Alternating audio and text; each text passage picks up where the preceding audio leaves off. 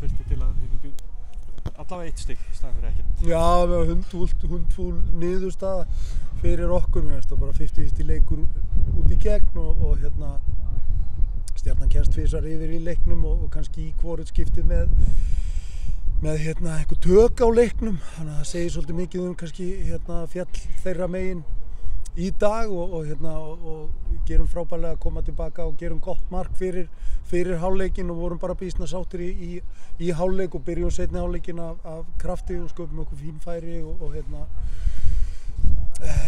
en innvildi boltinn ekki og fáum svo á okkur upplaup og mark og eftir það þá gerum við hvað sem við getum til þess að jafna leikinn og höldum áfram að skapa okkur færi sem við því miður náðum ekki að nýta okkur en og það bara niðurstaðan í jöfnum á hörkuleik. Varstu alltaf spenntur að Rúnar fékk færið hann í lokin? Já og Viktor fær mjög gott færi líka og Jón Gísli í upphafi seinni hálfleiks nánast bjargað á línu frá honum, sá bolti var á leiðinni bara inn.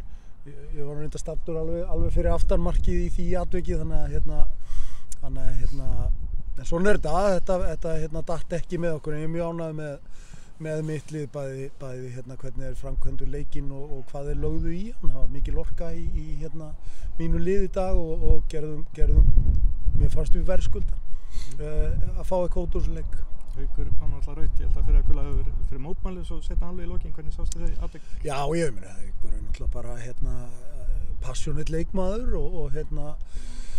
og mjög kraftmikill og orkumikill og kannski óþarfi hjá honum á gulu spjaldi, hann þurfti ekkert að brjóta þarna, fannst mér fannst dómarinn heldur ekki þurfa að spjalda hann fyrir það en þetta niðurstaðan og ekkert við því að segja raunverulega, hann missir næsta leik en við höfum stóran hóp og kemur maður í mannstæði því þannig að við grátum þessa niðurstöðu í kvöld en svo bara mætum við ferskir á morgun. Hvernig metur þú þessa byrjun og það sem þið hafið sýnt hingað til?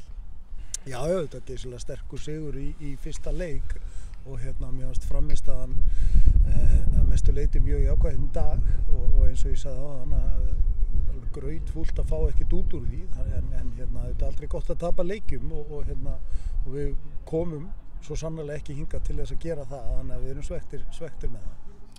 Félagsskiptamarkaðurinn lokar í lok mánaðar, er eitthvað að líta á hann? Við erum alltaf að líta í kringum okkur og alltaf að reyna að bæta okkur en ég á ekki von á því að það gerist neitt í því en ef það kemur eitthvað spennandi út úr því, eitthvað sem styrkir okkur þá auðvitað skoðum við það. Ekkert verið að skoða sérstaka stöðu? Það er ekkert sem er ekkert í gangi í augnablikinu. Einhverja útleið mögulega? Nei.